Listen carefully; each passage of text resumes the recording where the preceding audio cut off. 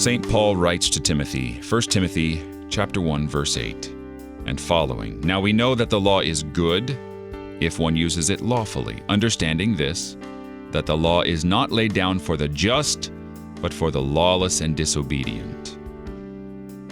So if you keep the law in all points and never stumble, will you go to heaven?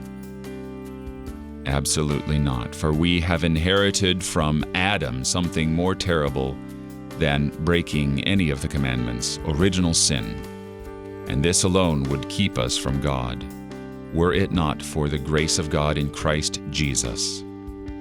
Now, the law has three uses. It serves as a guide and as a mirror and as a curb. It curbs us from injuring our neighbor.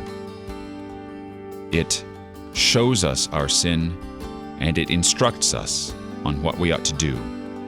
And yet, for all these commandments, the one fulfilling thing is love.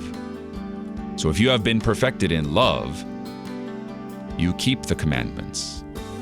And yet they aren't commandments or oppressive. They are joy. They are light. They are how you love your neighbor, and indeed how you love your God.